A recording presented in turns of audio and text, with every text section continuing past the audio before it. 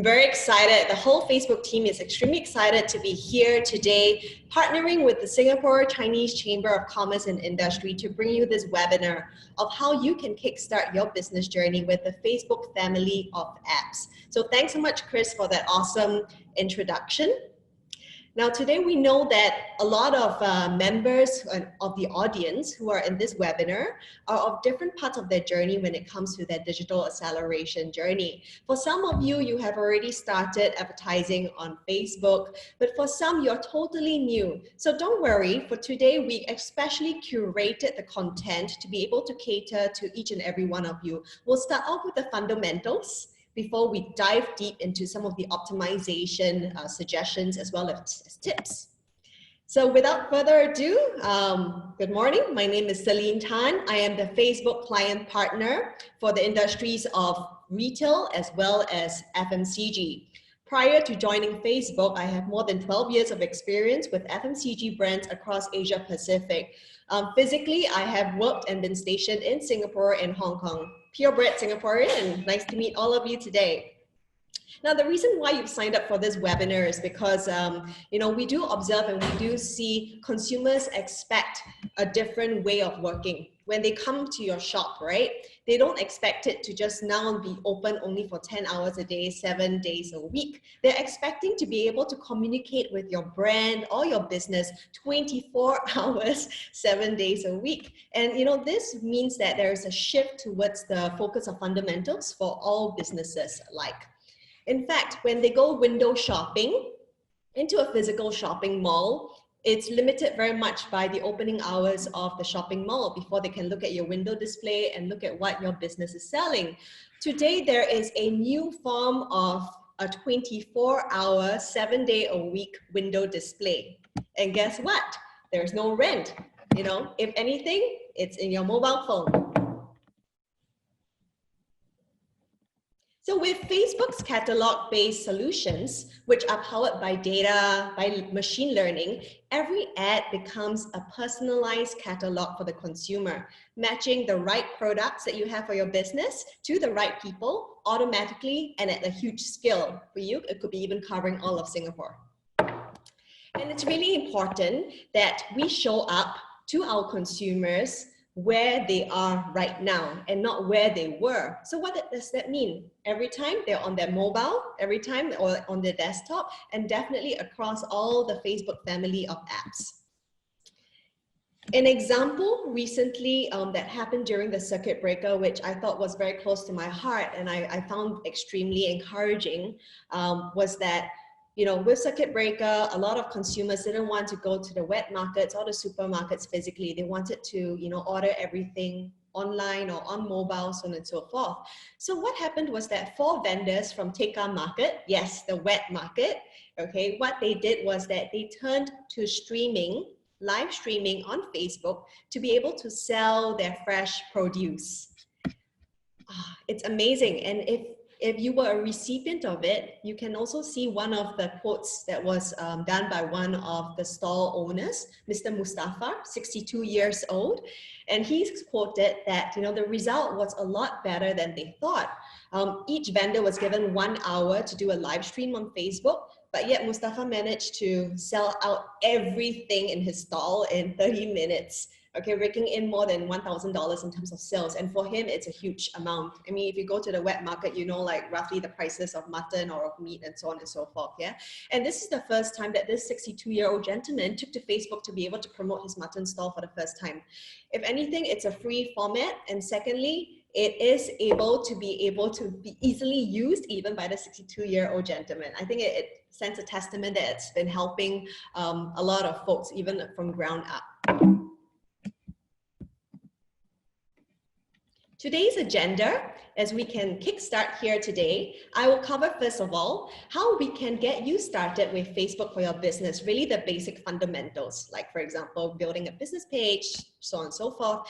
Also, our team will be taking us through how you can build your business story using Instagram and stories in a very compelling manner. Next up, we will introduce the very exciting and new innovation, Facebook Shops, which is a unified storefront across Facebook and Instagram where you're able to do commerce and sell your products, yeah? And the last portion of the innovations that we are sharing, or solutions that we're sharing, is how you can use Messenger and WhatsApp to be able to connect with your customers, to continue that customer journey and that service that you can provide. And last but not least, we've also specially prepared a portion on how your business can respond to these challenging times. You know, we've just come out of circuit breaker because of COVID, right? And we are in the middle of phase 2 right now. So a lot of the questions that's top of mind right now is how can our business kickstart and get started to bring in that cash flow? How can we get as many consumers as possible so that we can return to business as usual? All right, and with that, I just want to quickly tell you that, Facebook really gives you the ability where you can reach your consumers where they are, whether it's in person, whether it's online, or even on their mobile phones.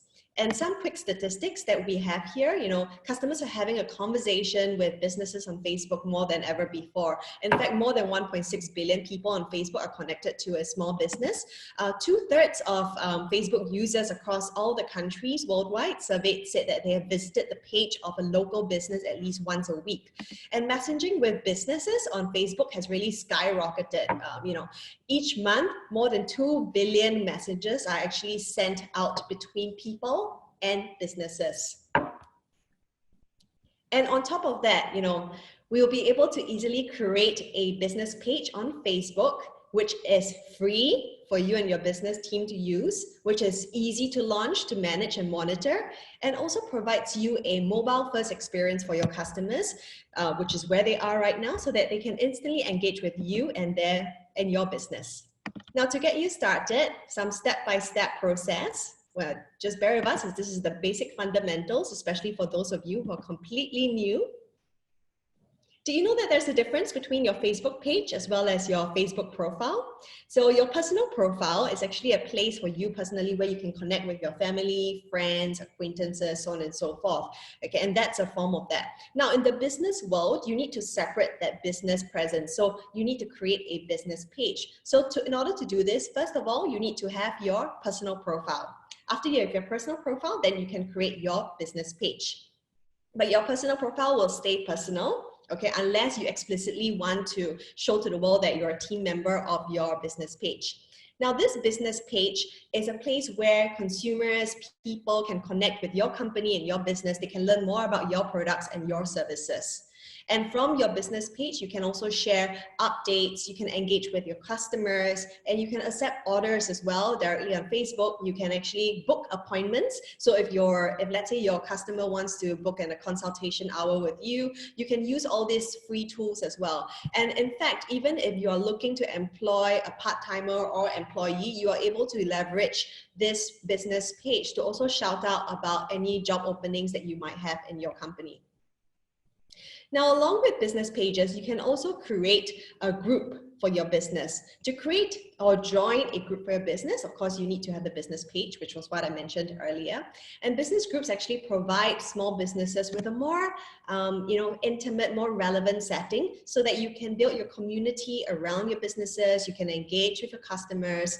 And, this group actually allows you to also discuss any shared interests with the people. You can listen to what your consumers are saying, whether or not, they have a strong concern or they're looking for a new kind of product, so on and so forth.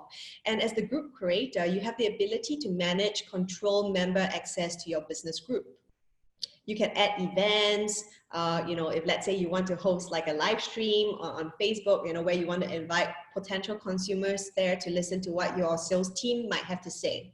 Also, business pages can participate in Facebook groups and post and interact, okay, as their page, enables you to join community discussions, so on and so forth.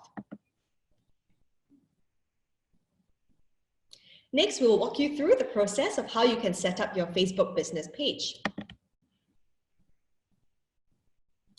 So here is a particular example. First of all, you need to log in to your personal profile on Facebook. And once you log in, okay, look at the top right-hand corner. So you can see on the screen here. You'll see an icon. It looks like an inverted triangle. So hover over it, and then like it will come up, it will display manage pages. And at the top of the page, okay, you want to create or click on create a page,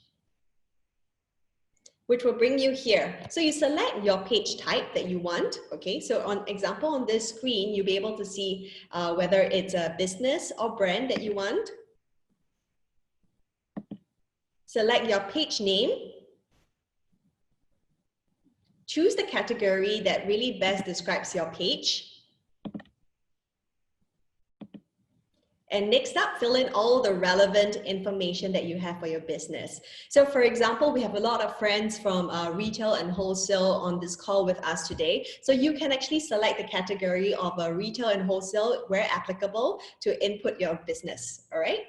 So all this information that you provide, really the more you bring to the surface your business to the right people searching for businesses on Facebook, the more you'll be able to get your desired outcomes. Next up, a huge tip, okay? You want to add, of course, a profile photo and a cover photo. Now think of this profile photo or cover photo as your storefront or your brand logo, or even your, when you give out business cards, right?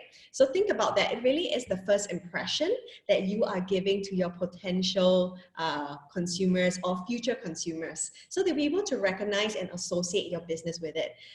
Now, just to note that your profile photo is actually a small photo on the left-hand side, which you can see where the arrow is, okay, of your page.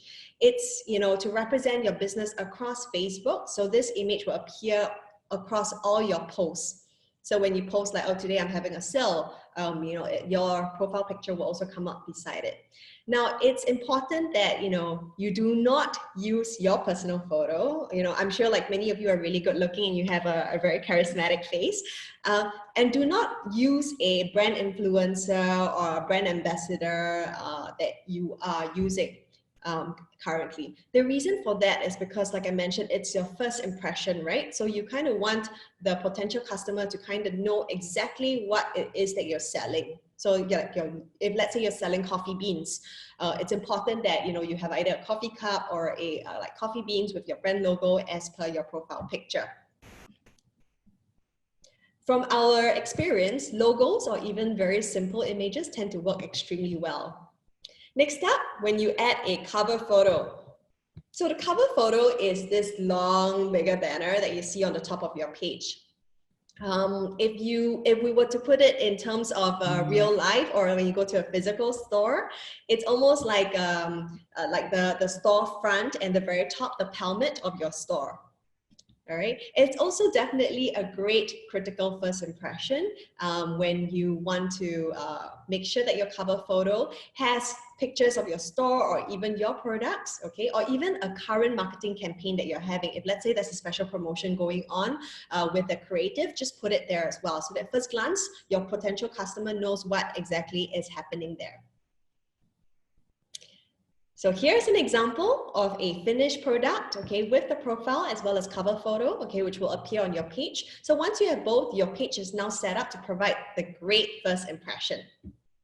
Pages with profile as well as cover photos tend to get more likes, more visits, more traffic to the brand and to your business. Hence, it's really important that you invest the time to look at what would be the best pictures that you can actually choose to represent your business.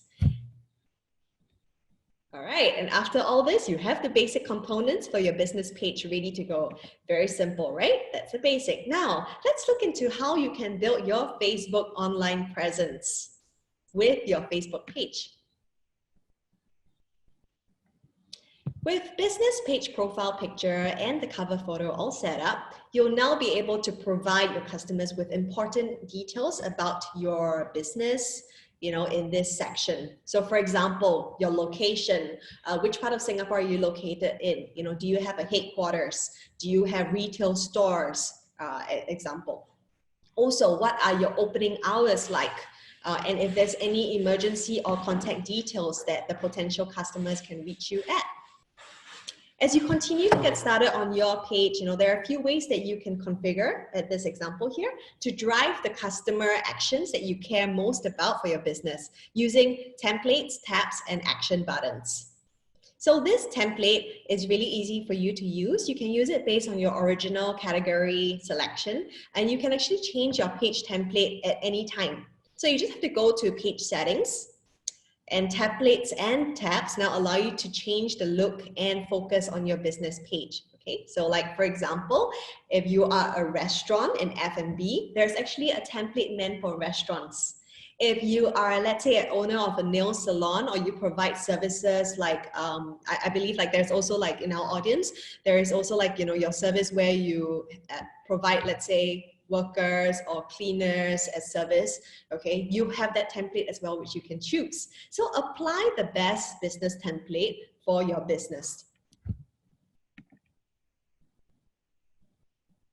Aha, there you go. You can see a wide range of the different templates. So once you have selected it, just simply click Apply Template. Call to action buttons are extremely important, especially when you have a business objective. Okay, so as a consumer, if I'm looking to, I don't know, do my nails after phase 2, and I visit the page of Creative Nails on Facebook, you see there is a call to action button here, which is book now. So to kind of reserve my slot, right, for an appointment. So this is what you can do with a call to action. When you have a retail shop, you can have a call to action which says shop now.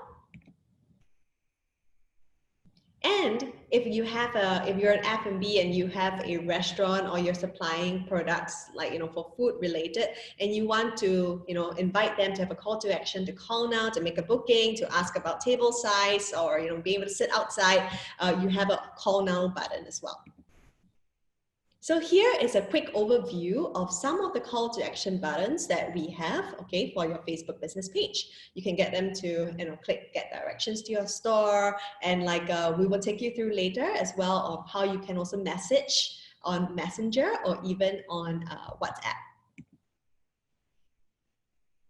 Now, we know that most of you here on this call are business owners, okay? And you're extremely busy, and maybe you have a small team here, or even like a small agency to kind of manage your business page, you know, on top of everything to keep your business going. So pages really allow you to, you know, be able to add additional people in your team to manage this business page as well, so they can help you run your page very easily. You can assign up to 6 different roles, okay, based on the level of access that you want them to have. So for example, we highly suggest that you as a business owner, or, you know, the person that's really have like 100% control of everything, okay, you assign yourself as admin. Because admin has access to everything, from managing content to assigning roles to posting anything to analyzing page matrix to advertising and so on and so forth. And you can also assign a role called editor. So an editor can do everything that the admin can do except manage page roles. So this person cannot assign and allocate roles, okay? And you can have another role which is called advertiser, and this is related to anything advertising for your page, so on and so forth. Yeah, so to manage page roles, of course, you go to settings, as you can see here, and from there you can then select page roles. Here you'll be able to add people by their name or their email address, and then you can assign them a role.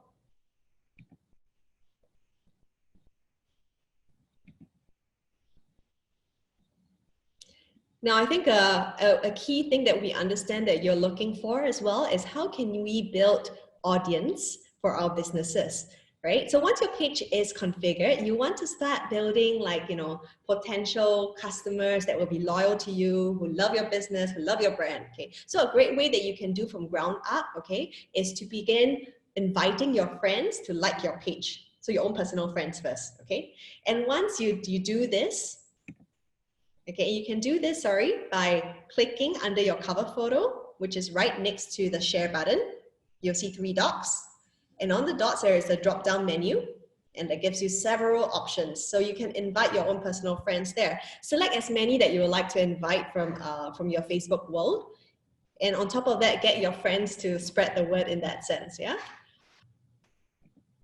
In fact, we also recommend that whenever you send out emails right now, always add a link to your Facebook business page, so that no matter what, people can always check out what you have to offer and the latest information with anyone that you're communicating with. And highly encourage, okay, your customers to visit your store, to like the page on your Facebook. Because what happens is that when they go back to their own, they open their own personal feed, they will get whatever updates that they have from your business and your brand. Now with the page management console, you'll see that here are some page tips, okay, that are, brightly, prominently featured there. And the right side of page tips, okay, gives you very quick, simple guidance that helps you to build your audience, share more effective content, and even more. Now, when you want to create an event, considering that we've just come out from, or we're in phase 2 right now, and you want to kind of shout out to your users or potential customers that you have a special promotion going on, or you have a special demonstration in store, you want to create some kind of hype. From here, you can actually create an event in just a few minutes.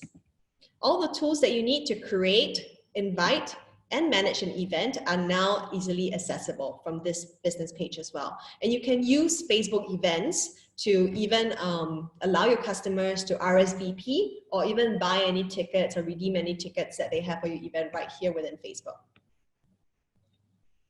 Now let's walk through creating an event together, okay? So step by step. Here, you click Create Event on your page. Create a name for your event. Maybe it could be post-circuit breaker demonstration in store, for example, if you have one. Next, you will provide, of course, the location of the event of where you're going to hold it, which store. And then you select the date and time. You can even select the frequency of the event. So for example, if you want to have it on a monthly basis or weekly basis or yearly basis, all right? Now, if you make any mistake or you want to add any additional information, you can always go back and edit it later. So don't worry about that. And on top of that, your event will now be automatically posted to your page for all your page followers to be notified, okay, when you schedule any events. Now, how can we promote an event? How can we spread the word that your brand and your business is planning something awesome? Now, here are some tips on how you can promote those events on Facebook. So make your events tab one of the first options on the left side of your page. And you can also add a photo or a video, okay, that visually represents your event. Now you make upcoming events more prominent on your page timeline. Now, in fact, if you want to have co-host, okay, you can enlist co-host as well so that you'll be able to reach more people. So for example, if I'm a business owner and my best friend, I want her to be a co-host, I can actually enlist her, and this event and all this information will also reach all her followers and all her friends and all her connections on Facebook as well. So what that means is that when you have more than one co-host, you have access to multiple networks of people. So really have each co-host also post the event on their page so that the more people know about the event, the better for you to kind of spread the word. Now, how can we communicate with our customers? Whether it's service recovery, whether it's to provide a better service, or whether more importantly, it's to clinch that sales and make that sales transaction, right? So let's take a closer look. How can we create content? So sharing content, updates about your business or your brand or your store is extremely important, and you can actually manage it here on your page. So people actually come to your Facebook page to look and learn more about your business, hear about your latest news. They want to hear if there's any promotions or, maybe if there's any disruption or any supply constraints, so on and so forth. So when you are posting about your latest products or services, it's important that you always have fresh content available on your page. We highly recommend that, you can update like, if it's every month that you have a promotion. So please update it here as well. Because when you post to your page, okay, your content gets distributed via news feed, okay, and it will reach the news feed of all your customers that follow you, or even other channels, okay, to help you stay top of mind with your customers, because it doesn't mean that every day that they will come purposely to your page to look at it, right? So it's important that you do so that newsfeed will be updated on it. You can see from the images here, we have different kinds of posts that you can create. So one is, of course, the text, and then we also have video, and we also have photo. So we highly recommend that you do so a lot more with video and photo posts, because all this really create a lot more attention for your consumers. This is how you can do it. It's very similar to when you do it on your own personal page. Yeah. And in fact, like I mentioned, photo and video posts are the most popular type. They tend to drive the strongest engagement across the world. Okay. You can actually also paste in an article link if you have, or if let's say you're holding a webinar, you can post in a link to there as well. You can also create an offer, an event, or even a job posting. Like I mentioned earlier, if you want to hire some part-timers or employees, you can also output it here for the purpose, for the different purposes. Now, what is important, or most important here, is that you post consistently. Because the more often you post, the more the potential customers know that there's something going on here, and they'll be curious and they'll want to interact with your business and your brand. Now, some of you might ask, like, okay, where will my customers see my post? You can actually see it on the page timeline. So your post will actually be displayed in a chronological order, where the latest one is on top and the older ones below. If you have any important posts that you want to highlight and make sure that it's always top, front, center whenever your consumers visit your page, you can pin it at the top of your timeline. Okay.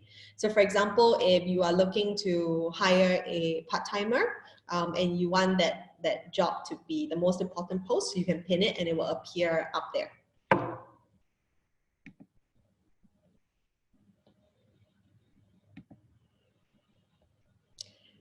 Now, one of my favorite features is actually about scheduling posts. So here, when you craft a post, you have the option that you want to post it right now, or if you want to post it on, if let's say you feel that your customers will be looking at your post mostly on Saturday mornings when they're not working, that's when most traffic happens. If let's say that's the case, then you can also schedule to be posted on Saturday morning. So just post it and schedule it according to when you believe that people or your consumers will be checking it out. How to do it? You go to Publish to at the top of your business page. Here you can see all your posts. Okay, so click on Class Create. From here you'll be able to create your post. All right, and here you can actually publish your post now and schedule it for later. So you can see the schedule button there.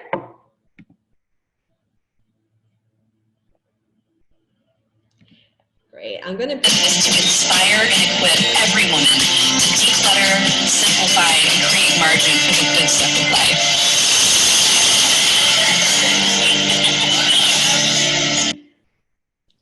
So earlier today, I mentioned about the Facebook live streaming example that we did, or Take Our Market did, right? Here is another example where I was able to leverage Facebook Live as a video content, because we do know that video is growing a lot in popularity. Hence, it's not a surprise that many businesses want to use Facebook Live.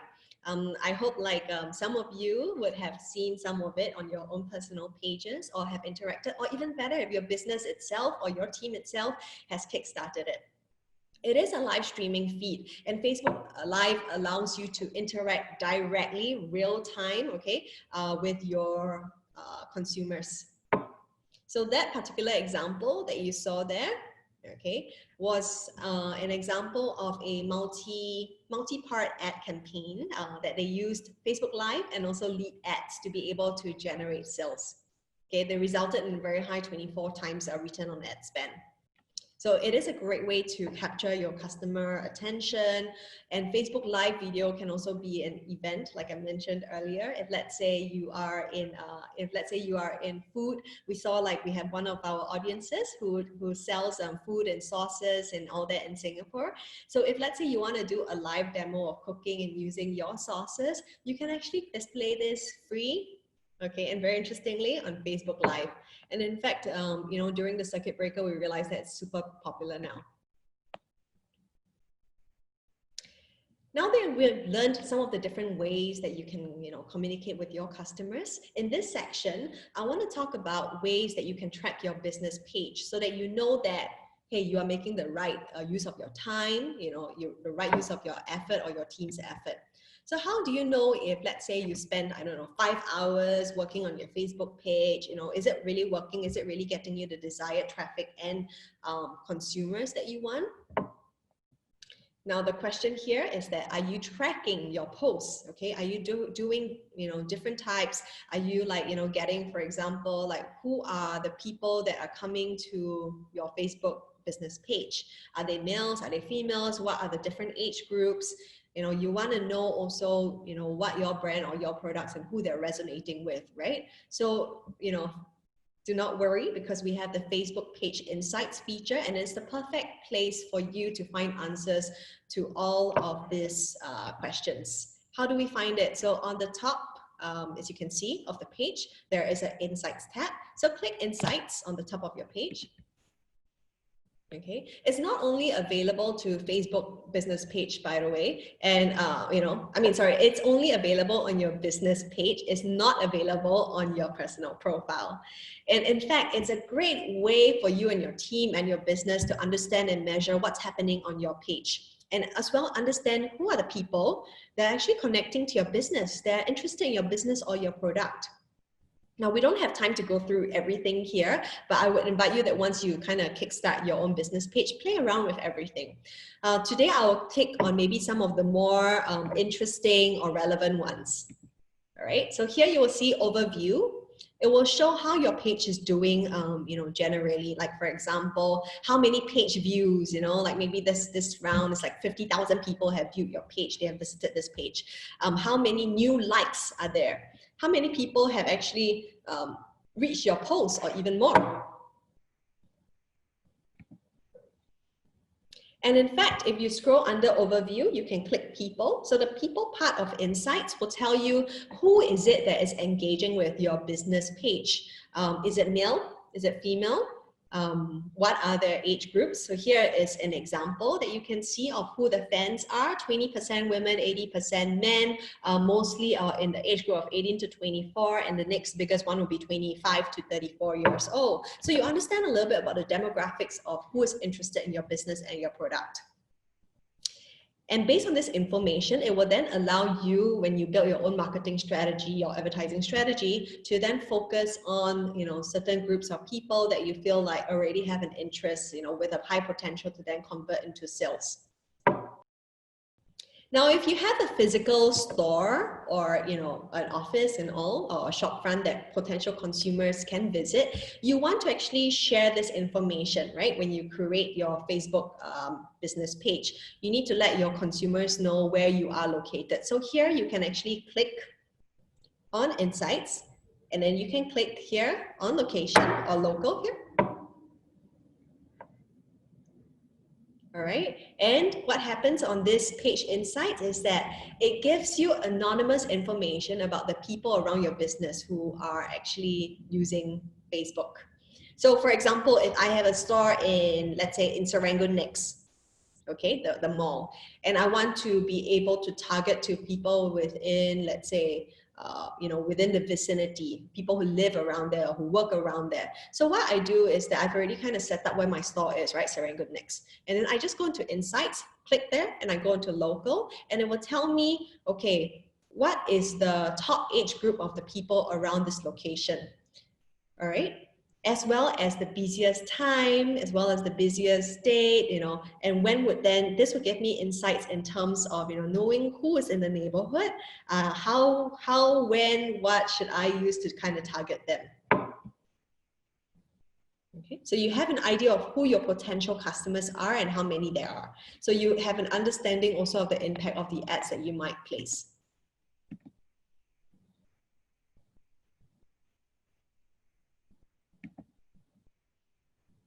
And in fact, the demographics, like I mentioned earlier, of the people, of the potential audience or customers around your location.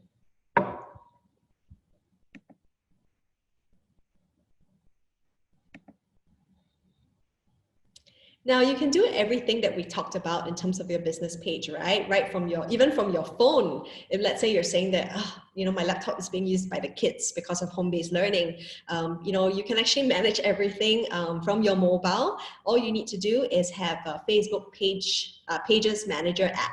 So you can install this app by going to Google Play or of course downloading from the App Store to your smartphone. Download this for free.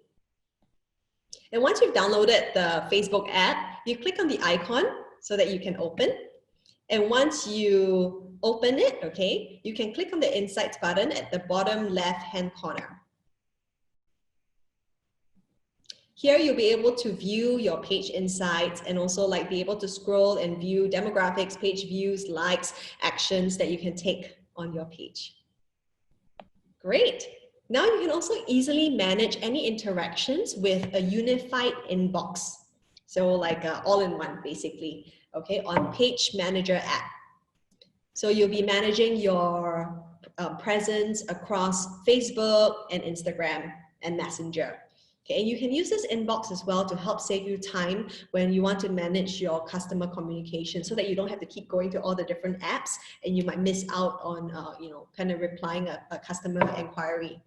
So really, high suggestion, download the free Pages Manager app from the App Store and use it to manage your customer communications anytime, anywhere on the go. Now, before you place your first ad, especially for those of you who have not, tried it before, you want to kind of do some preparation, some homework. To get started on Facebook ads, you first of all need to define what is your business goal. Is your business goal to spread awareness about your brand, spread awareness about a new product launch, or is it like to convert some sales, for example? Okay, so think about what your business objective is. Okay, and that will then lead to, later I'll take you through about which objectives you can select when it comes to setting up your ads.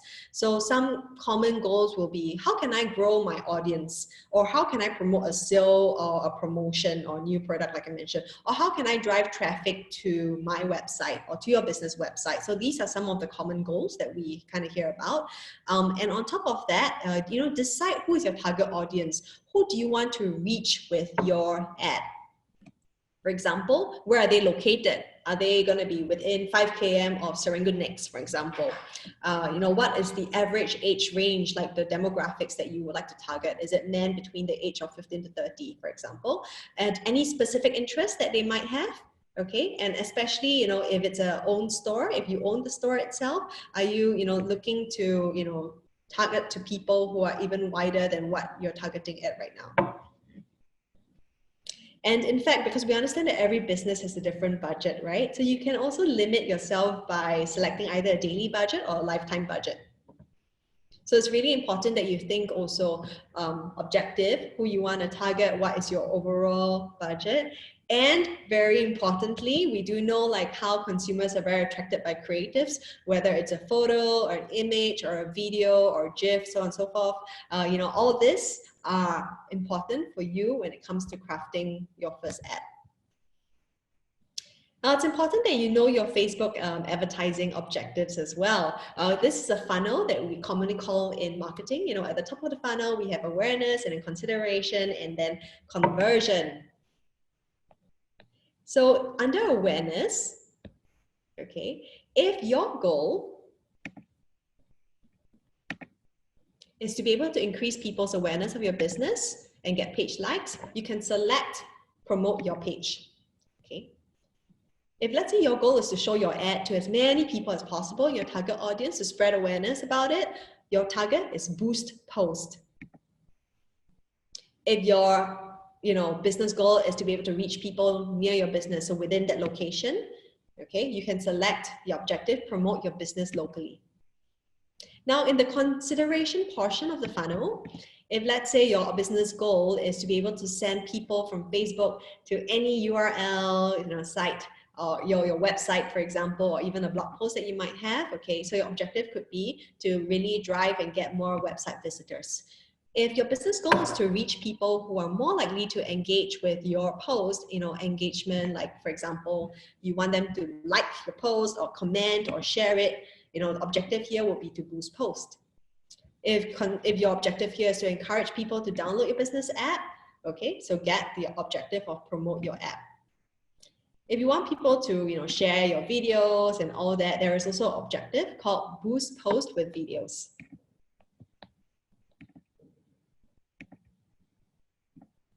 Yeah, I wouldn't read through everything, but I would call out maybe some that I think would be relevant for you.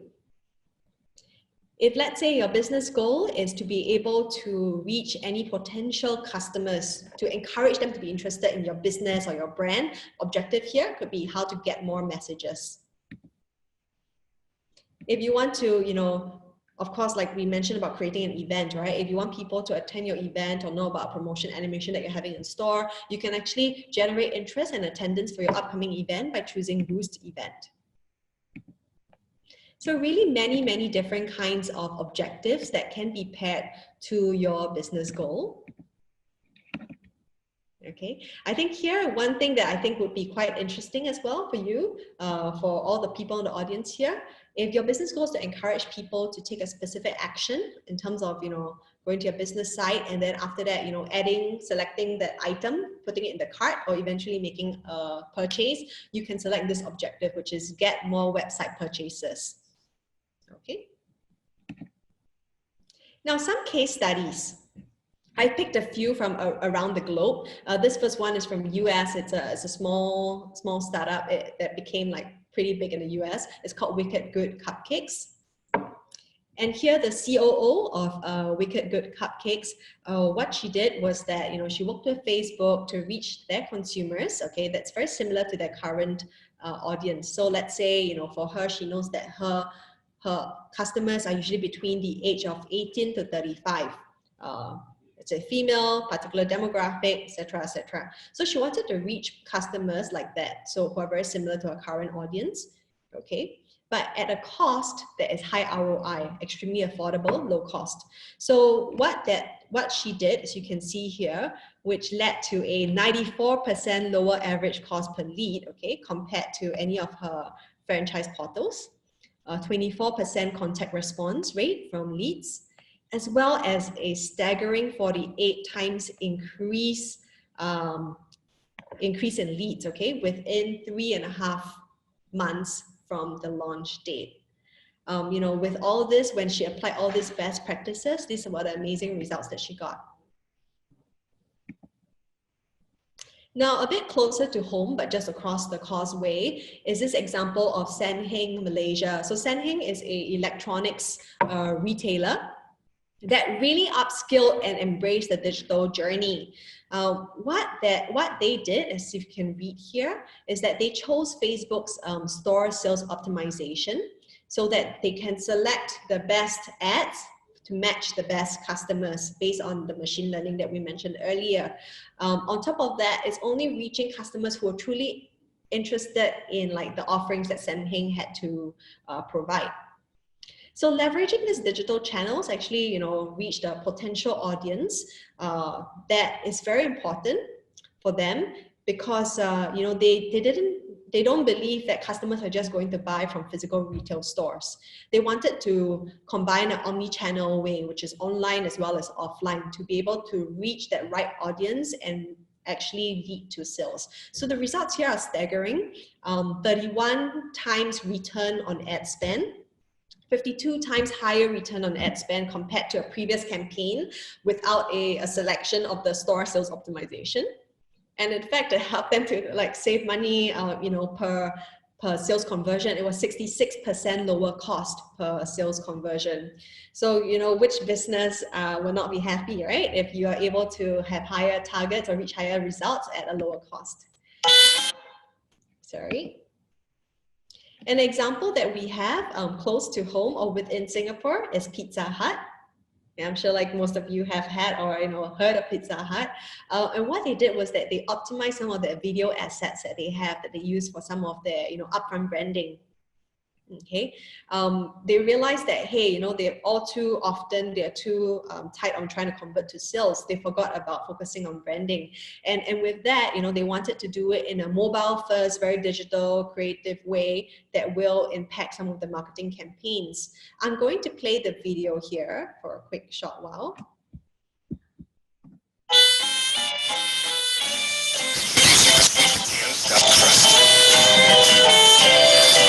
A slice of simple, oozing with sweet potato and melted cheese.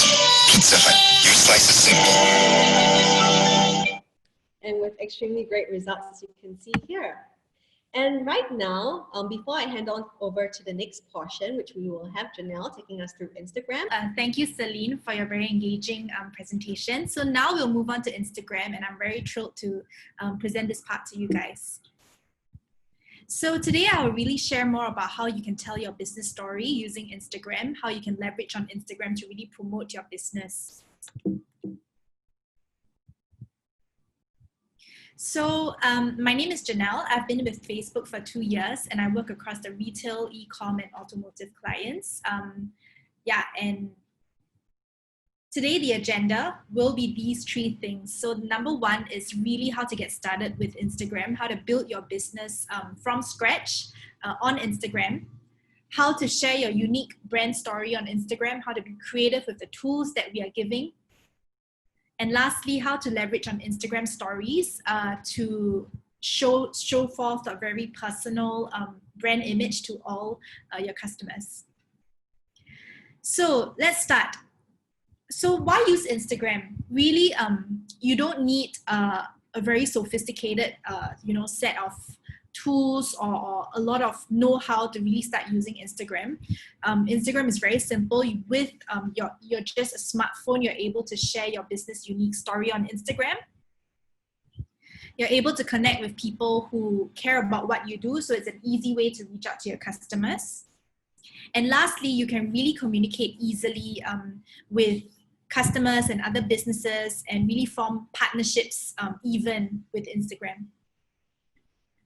So here are some proof points to show why you guys should be on Instagram right now. So number 1, 83% of people discover new products and services through Instagram.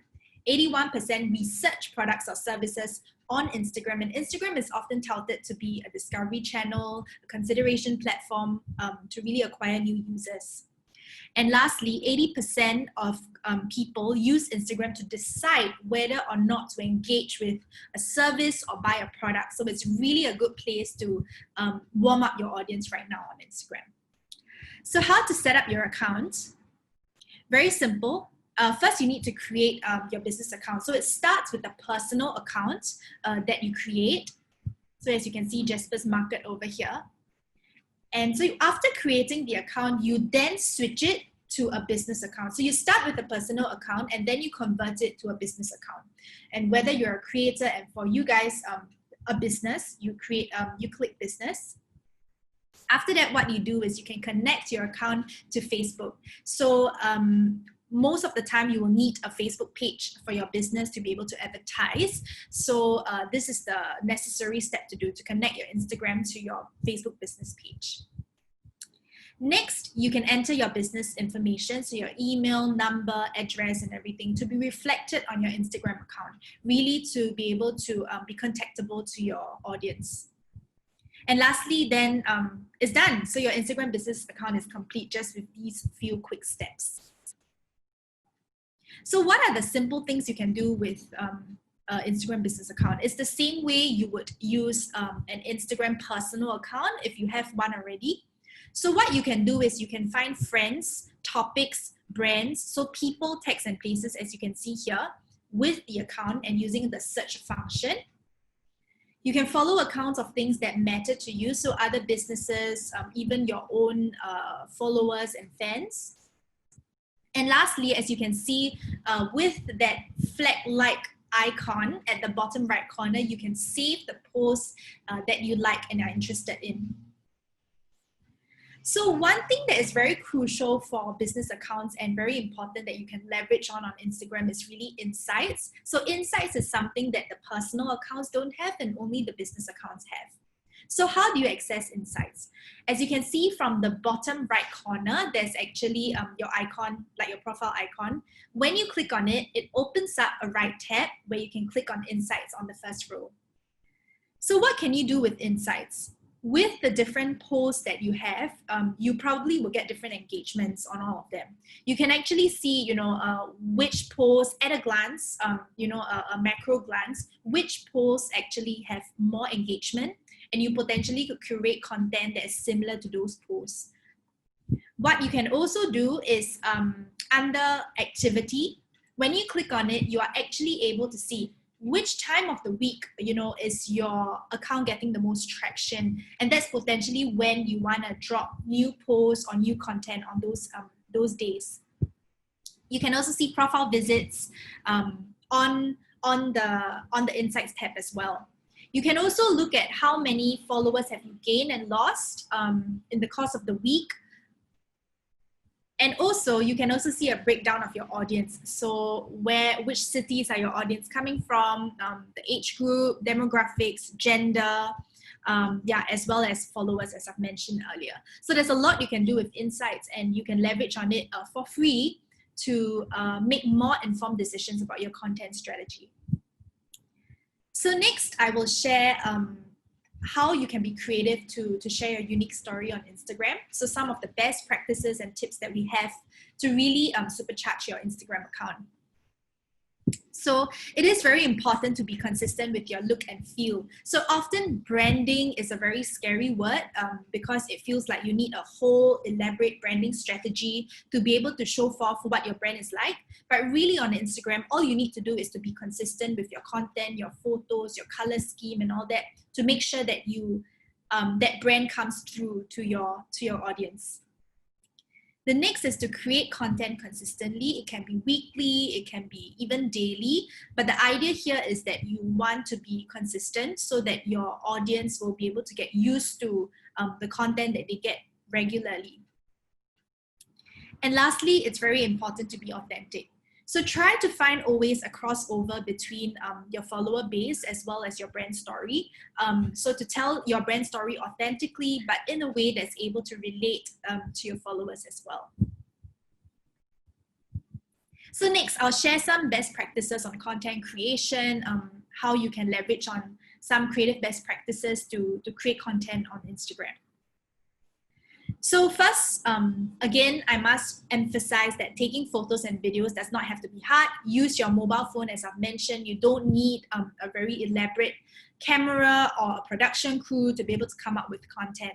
In fact, using your mobile phone is great because it will ensure that the creatives that we create are suited to the mobile feed, which is where people are viewing the content from. So using the mobile phone is actually ideal. So always look at the background and foreground. So firstly, check for distractions. Make sure there's no loose cable ties at the side of the picture or whatever. Make sure that it's a clean image. Secondly, always use contrasting colors. So that's what we recommend to our clients and advertisers, to always use contrasting colors when they are shooting their image to make sure it's clear, the focus of the image. Use cool patterns to create some sort of visual delight for your customers. Next, look at lighting. There are a few types of lighting that you can play with when you are looking at photography. So there is natural light, which is basically using just normal sunlight any time of the day, easily available, which is great. Second is to use soft light. So this is the light that comes during dusk or sunset. So it provides a softer, more diffused look, and it's good for portraits. So we call it the golden hour to take photos during the sunset and dusk. So next would be hard light. So this would be midday light where the shadows are more harsh. So these photos are usually good if you want it to be a bit more sharp, the photos to be a bit more sharp versus soft. And taking photos at night is also a good option. So a lot of our advertisers like to use colorful, bright lights whenever they feature photos that are at night. So next, rule of thirds is also something that we usually recommend to our advertisers. So rule of thirds would be to see your image as broken down into grids of 9. So if you can draw imaginary lines, we always want to make sure that the focus of the photo, which is the object that you want to feature, is always in the intersections of the grid lines. Then above or below, there can be like a horizon or whatever that is. So this ensures that, it is just proven that our eyes draw our attention is drawn mostly to the intersection lines. So that's where we want to place the emphasis of the photo on. So next, customer experiences. We always also want to feature content that shows the experience of your product or your service or whatever. So if it is a makeup shop, you want to show exactly what the palette is like. If it's clothing shop, you want to show textures and fabrics and of the clothes close to the photo. And if it is F&B, you really want to show like the process of making the food or the food itself. So this is really like your inbuilt customer testimonial. And if you can feature that on your Instagram, it brings a lot more attention to the photos. Next is product or service creation. Besides the actual final product itself, we also want to feature what is behind the scenes, how the product or service is being created or carried out. So this also really aligns with the idea of Instagram that is like a behind the scenes sort of platform where we can show more than just the polished finished product. So product or service creation is something that we recommend you to feature. Next, don't just stick to static images. It is always good to move on to videos, to things that are just beyond static images.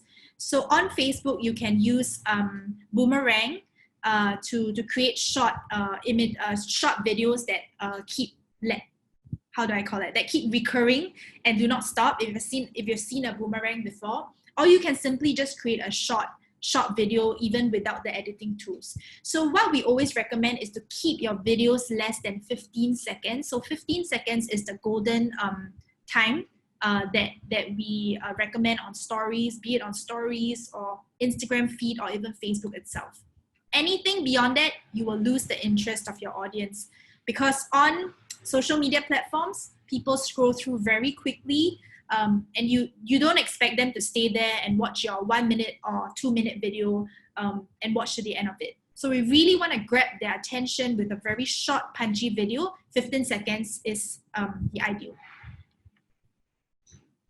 So yep, you can see on the left is a hyperlapse video, on the right is a Boomerang video. So next, I'll talk a little bit about stories. So stories, Instagram stories is really a fun, unfiltered way, personal way to reach out to your customers. It is great because stories disappear after 24 hours, so you don't have to keep it as permanent content.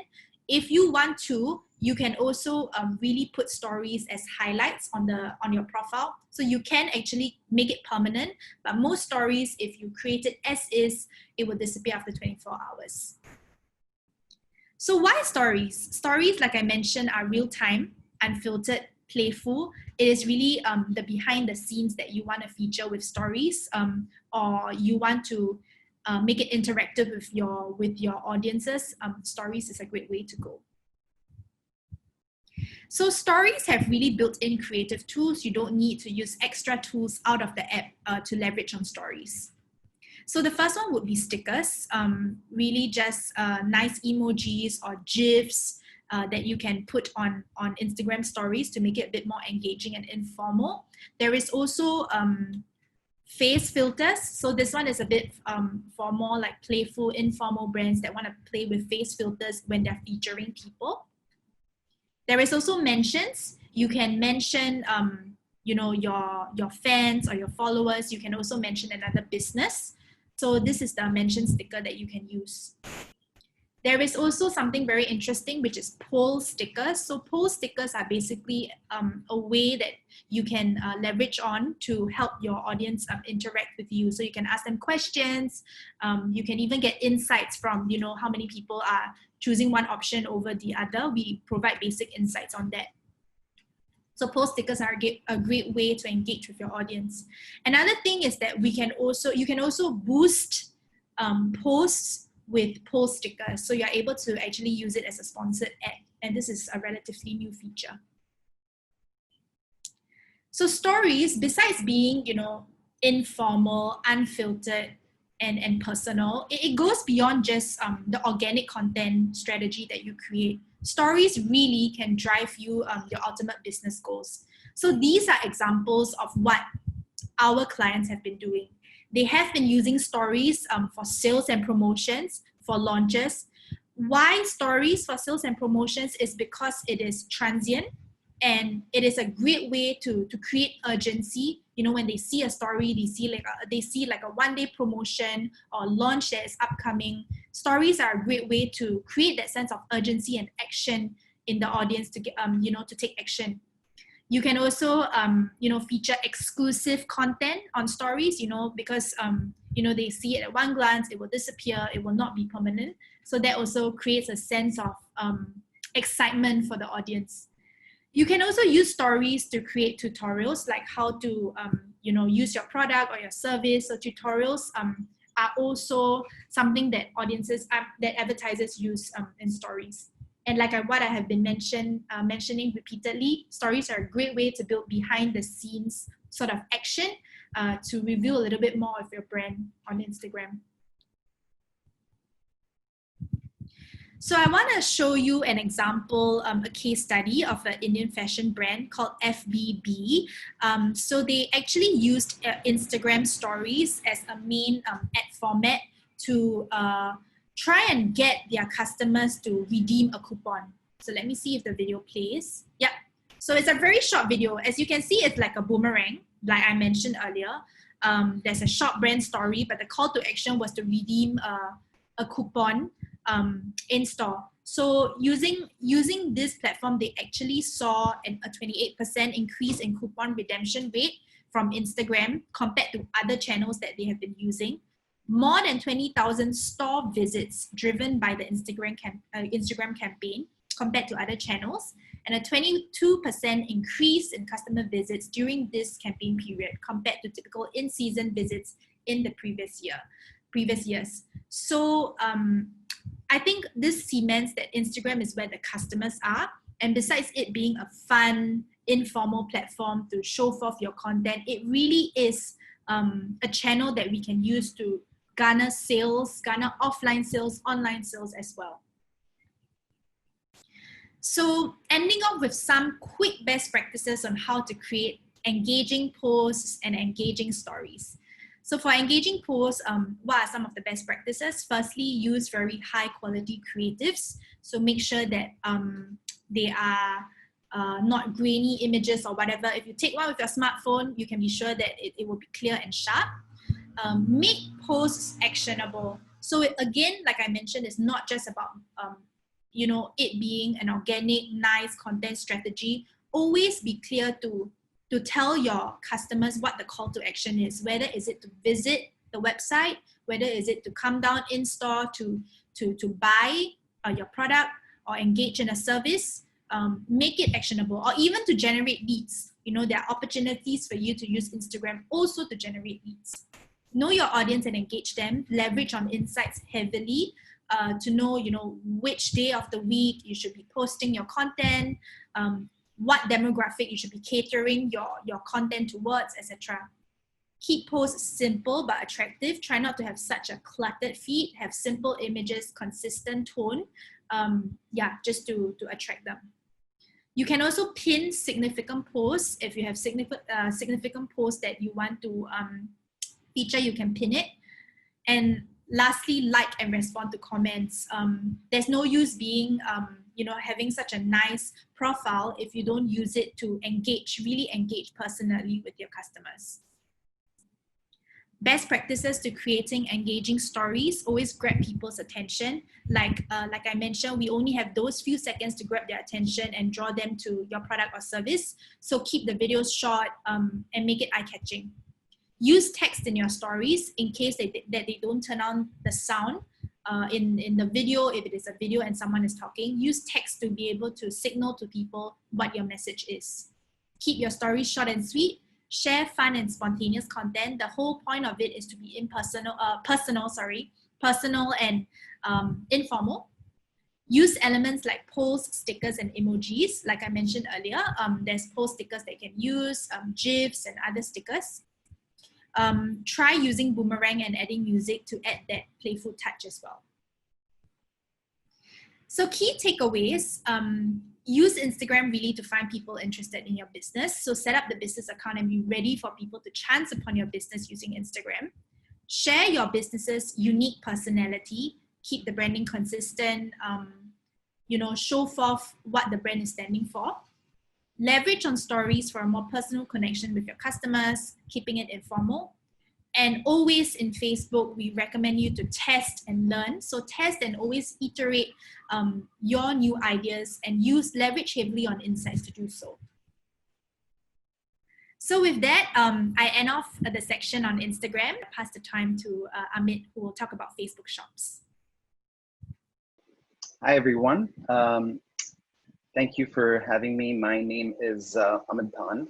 I'm a product marketing manager based in Singapore. I've been at Facebook for around 6 years. In my time here, I've always been very passionate about understanding the needs of businesses like yourself and trying to build products that support your businesses on our platform. And so today, very excited to be talking to you guys about Facebook Shops. Now, before I talk about Facebook Shops, though, I just want to set some context on why Facebook is even thinking about building something like this. When we consider the world around us today with the widespread stay-at-home mandates, we realize that only essential brick and mortar businesses are open. And whether you're a small business or a large business, you're pretty much forced to change your model and adapt to selling online. Now, consumers who may have considered purchasing groceries, or doing any sort of essential shopping have to now move that online as well out of necessity. And what we are realizing as Facebook is that these behaviors are here to stay. So we realize that consumers will stick to buying online. That behavior will stay, and brands really who are making digital their top priority are in a good position to future-proof their business. But brands that haven't will need to really prioritize and shift to thinking about digital. But when we think about digital, right, when we think about online shopping, we know that as it stands today, it's not an easy thing to do. We have all experienced it. You're trying to buy something, but the path to finding that product, the exact product, is most of the time quite clunky. There are only a few sites that are really optimized to mobile. And then a lot of times the products that you see on these sites do not have all the information. They might be relevant products. There might not be enough reviews for you to trust the product itself. And generally, it takes a lot of steps for you to check out that product. But at Facebook, we've always believed in connecting people with what they love. Now that starts off, of course, with friends and family. But we have also seen over the last 5 to 6 years that people have really found a way of connecting with products, brands, and businesses as well. If you think about a long time ago, and that's in today's terms, that's like 5, 6 years ago, people were using our apps to buy and sell things. Like you would post a photo of a bicycle with a caption for sale. So this was something that we saw happening very early on in the days of buying and selling on our platform. To most recently, when I was moving to Singapore, we pretty much sold all the furniture in my apartment on Marketplace, which was launched a couple of years ago. And now when you think about what Janelle and Celine talked about, there are different ways of buying and selling on Facebook and Instagram through influencers, through Instagram shopping, through Facebook page shops. And much of what we are building for businesses is in response to what we are seeing consumers do on our platform. We really want their experience on our platform to excite them. It shouldn't come off as a chore that, hey, I have to buy something. So how do I find something that meets my needs? But it needs to really, excite them and engage them in a way that they engage with our family of apps in the first place. So, we realize that our goal, especially considering the time that we live in, where businesses are moving online, our goal is to accelerate this work and really double down on commerce. And we are doing that in 3 ways. We're starting off, of course, by improving our commerce properties. So we are improving our digital storefront presence across Facebook apps. So businesses like yourself can express your brand as well as showcase your products. The second thing that we are doing is we're making it easier for you to build your brand on our platform by using some of our advertising tools, also be able to reach a lot of people at scale. As you're probably aware, we have around 3 billion people globally that come to Facebook every month. So, again, if you're talking about scale, this is a platform where you can achieve that. And finally, the third thing is around helping you reach your consumers where they're actually browsing your products. So they're browsing your products on our platform. How do we make sure that we are able to show them the products that you want to showcase around your brand? So we're doing these three things, and we're starting off that journey with shops. We are calling it Facebook Shops. It's a new digital storefront, and we want this place to be a playing ground for customers to access both on Facebook as well as Instagram. Now, Facebook Shops will help people discover new brands and products that they love in places that they're already spending time. Just like in a physical store, when you need to ask someone for help, in Facebook Shops, you are able to do that by messaging a business through WhatsApp, Messenger, or Instagram Direct, whether it's around questions on a product, whether you want to get some sort of a support, where you are tracking your delivery, and many, many other use cases. You'll be able to view a shop and make purchases right from Messenger or WhatsApp chat. Now, I shared with you why we created Facebook Shops. It is from a business standpoint as well as from a consumer standpoint, it is a free tool for businesses, and it's extremely simple to use. So no matter how big or small you are, no matter what your size is, what your budget is, for any seller, this is supposed to bring their business online and connect you with your customers wherever they are and in whichever form is convenient to them. Shops is also extremely customizable. So businesses can choose the products that they want to feature within their catalog, and they can customize the look and feel of the shop from the cover image all the way to the colors that they use to showcase their brand. And finally, we are also building a lot of tools around helping you scale your shop.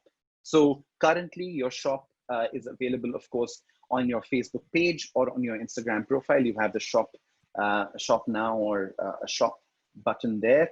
But we are also creating new ways of having people discover shops through stories as well as through ads. From there, people can then browse your entire collection of products. They can add products to your bag and place an order. Now, currently, we don't have any sort of payment service available within shops, except if your business is eligible for checkout. But I think checkout is only available to a very small subset of businesses in the US. Otherwise, what shops would do is then link to your website where the checkout experience would take place. Now, like I said, managing shops is very simple. It's very simple to do. What we are also hoping to do right now, shops is available on Facebook as well as on Instagram, but we are trying to figure out in the future, having a unified shopping experience across our family of apps. So, a collection that you make of a set of products that you want to showcase, that collection will go live across all the apps. Like I said, today it's available only on Facebook and Instagram, but our vision for the future is that we deliver this one singular unified shopping experience across our family of apps. And we want this place to be a place of where people come to discover new products and buy the products that they love. And a lot of times when we build products like this, we also have we have to produce some sort of insights. So currently, if you do have access to shops, you will be able to see performance by product within Commerce Manager, and insights that you'll be eligible to see at this moment would be content views as well as clicks to website. The second piece that I mentioned earlier around shops is how do you showcase your brand on our platform within shops. So there is a, of course, along with all the changes to your cover images, to the color elements, to the visuals, those are all ways that you can really curate your collections to help people find the right products and keep them engaged and keep them interested in, discovering new products on your shop. But what we are also introducing is this concept of collections, where you can actually organize your products into different types of collections. And these collections could be based on themes, themes around seasonal events, around promotions, if you're launching something new, or if you've recognized some sort of a trend between or among your followers, you can basically create collections around that. And when a consumer like myself lands on your shop, the collection that's most relevant to me would be the one that I would view. Again, you can go to, you would be able to go to Commerce Manager to customize your shop, to create these collections, and these collections would be available across Instagram and Facebook to begin with. Each collection will have a name, a description, there'll be a cover media, and you'll be able to showcase 6 to 30 products within that collection. So anyone who visits your shop will see that collection and will have the ability to click into that collection to see all the products that are listed within that shop. Now, what that really means is that if you have a shop that is accessible from both Instagram profile and your Facebook page, then collections that you create will be visible on both as well. In terms of customizing your shop, I already mentioned this to you, but Commerce Manager is where you can customize your shop to build your brand identity, right? So we'll also be working with a bunch of partners who can help you manage your shop and help you manage the customization and the look and feel of your shop as well. The third piece is how does a business make sure that their shop is discoverable, right? So we're building a lot of tools around this as well, which will make sure that you are able to reach new and existing customers, and they're able to discover your products at scale. As I said already, Facebook is a platform where you can reach global reach as well as distribution. And so, we are creating a lot of ways, as you can see. So currently, of course, like I said, you have your profile CTA. So you go to a Facebook page, you'll be able to see the view shop button, which will take you to the shop. You also have the same within Instagram profile. But what we are planning to do moving forward is having the ability to drive visits to shop and to collections via swipe ups in Instagram stories. We also have product tagging. So on both Instagram and Facebook, where you can basically help people explore and buy products directly from the content that you're posting on feed and stories, which is the third screenshot here.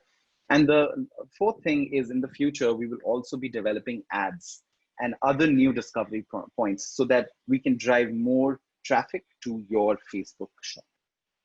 All of these, from all of these entry points, what we know is that people will be able to browse your collections.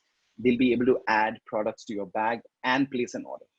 And like I mentioned earlier, the order placing at the moment will have to be on a third-party website. Now, shops is also a place, of course, it's a place that's making shopping easy, immersive, and convenient and safe. But from a business standpoint as well, it sets a really high bar for people. So people can now find new products faster in the apps that they're using. They can enjoy a full screen shopping experience that is consistent to the way they use Facebook and Instagram currently. They also have a personalized experience on shop. So it's tailored to the needs of the consumer. And at the end of the day, they can feel confident that the shopping is happening in a privacy protected and a secure manner. So, at the end of the day, we want to make sure that the move to mobile commerce is the right thing to do for both businesses as well as for people, as well as for consumers.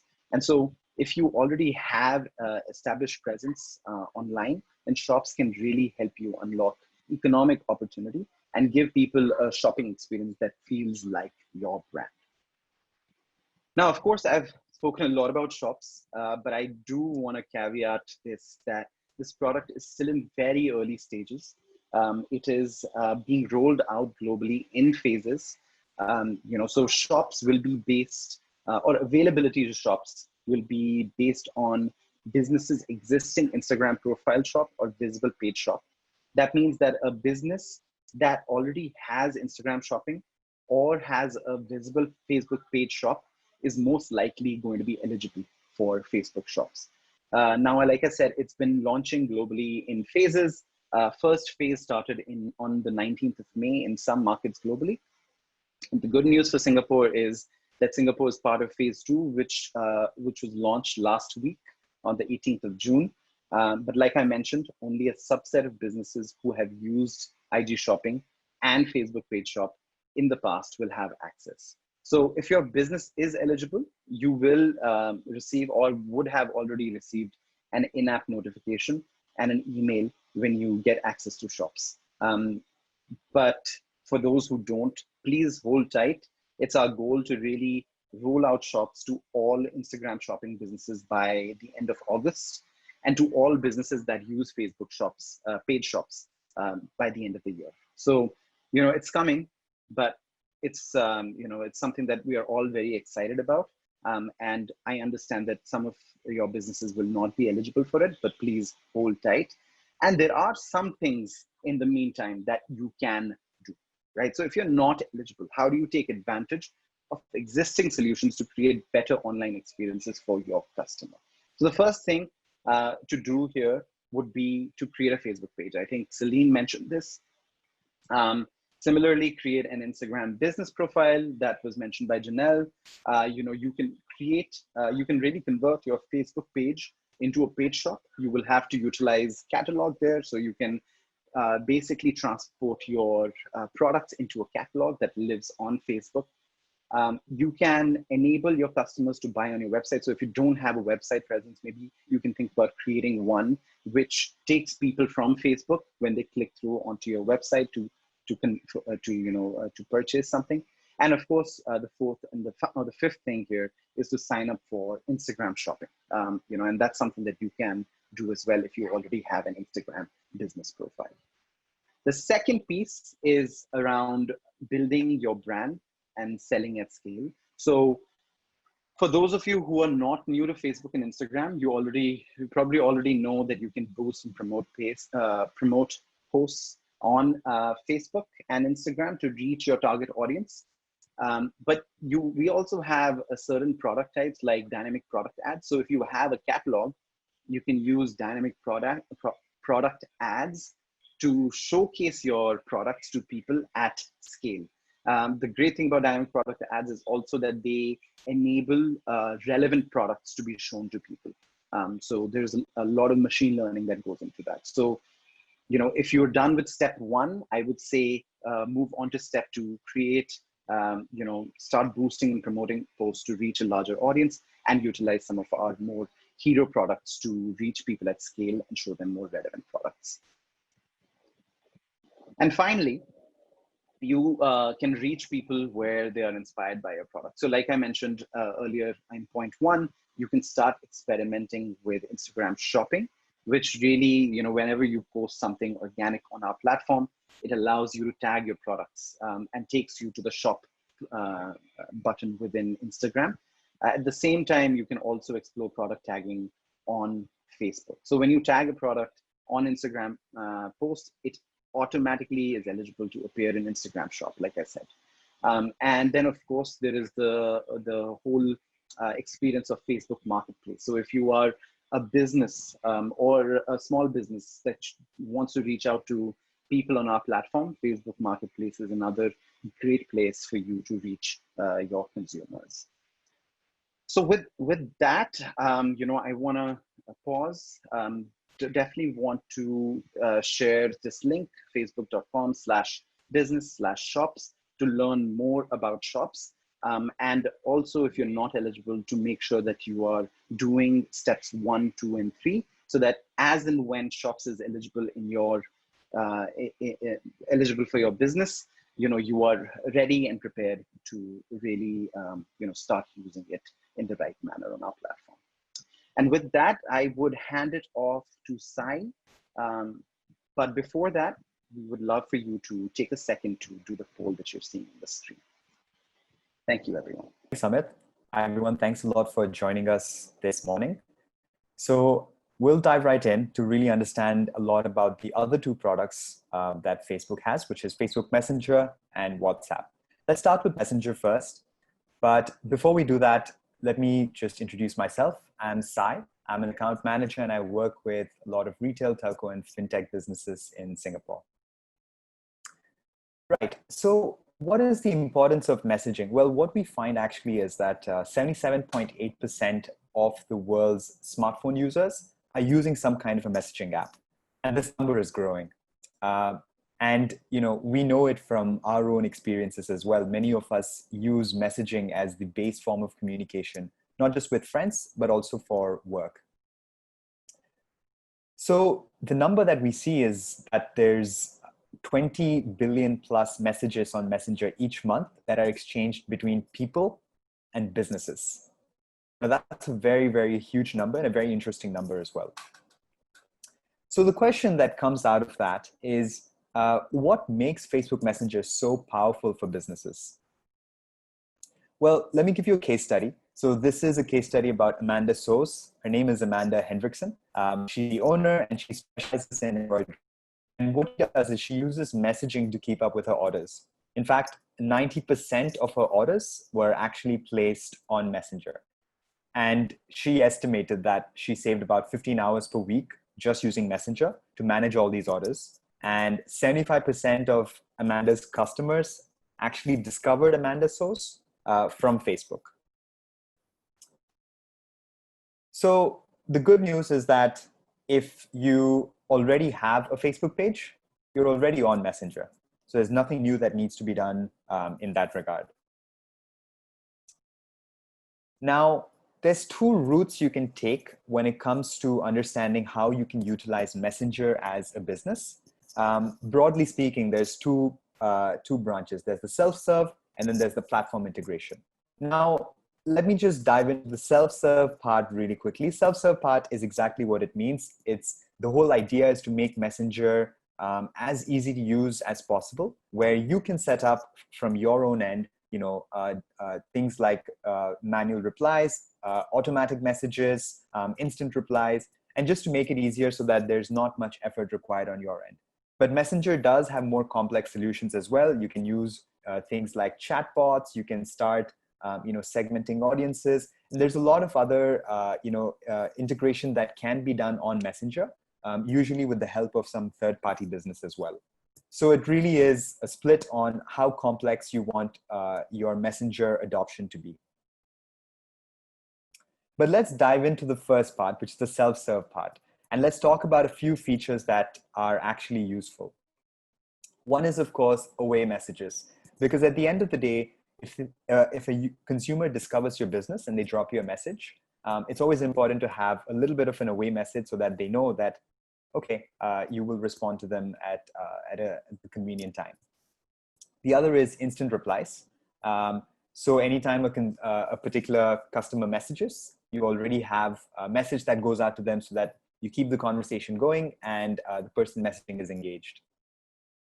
And lastly, of course, a welcome message, a greeting that shows that you're welcoming the customer into your Messenger chat. So in a way, the way to conceptualize Messenger is really thinking of it as a digital storefront.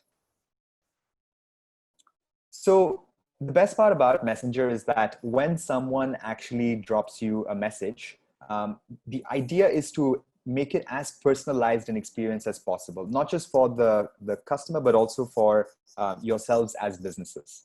So when somebody actually drops you a message, you can see basic information about the person who interacted with your business. So this is all whatever public information they have on their profile. And you can use, you can try and make it a personalized conversation in that regard. Now, Before we move on to how to actually manage your messages, I just wanted to shout out this feature called Facebook Inbox. It's recently launched, and I believe it's in some places it's still rolling out. But it's essentially a unified inbox that allows you to respond fast to all messages across all platforms. So even messages from Instagram Direct should eventually be in this place in the Facebook inbox. So it allows you to manage your messaging in one ecosystem. But there is also something else, which is called the Pages Manager app, which helps you stay in touch with people, when you're on the go. And this helps you manage all your interactions, your messages, your comments across Facebook, Messenger, and Instagram, all in one place. And it also helps you respond to your customers quickly across these different platforms. Now that was for the self-serve portion, but like I said, there is also a more complex version where you can partner with external businesses who build on the Messenger platform a lot of other complicated solutions, things like automated chatbots, things like if you are, for example, an e-commerce or a retail business, they can build in your entire catalog into a Messenger service and and essentially facilitate the entire shopping experience on Messenger. So there are external partners that can do this. Again, if you want to figure out and if you want to explore that further, you can always check that out on our Facebook business page. But just broadly on Facebook Messenger best practices, to sum it up, definitely set a welcome greeting. Set expectations with your instant replies. Use an away message if you're not able to physically be there. And send the right messages, and also just save time with some saved replies. Have some preset responses. The big idea of Messenger, though, is really about encouraging communication with your customers. So how do we do that? I mean, how do people actually message your business? First and foremost, it's to ensure that we have the send message call to action on your business page. Because at the end of the day, if they turn up on your business page, then that send message just helps ease the flow on them contacting you. The second way also is to actually have a plugin on your website. And a lot of businesses do already do this. But if you haven't, this is something that you can definitely consider, which is to have the Messenger plugin on your website to make it easier for businesses to drop you a message. Sorry, to make it easy for customers to drop you a message. That's just a flow of how it would roughly look. But there is also something else, which is being able to reach your users through ads. And the idea really is that at the end of the day, how can you get customers to message you in a way that goes beyond just your page fans and those who already know about your business? And that's where ads come in handy. So what you can do is you can actually utilize Facebook Messenger ads and also sponsored messages to find and engage with new customers. So what are these two? Well, the one on the left is essentially an ad where the call to action is taking you to a messaging conversation with yourselves as a business.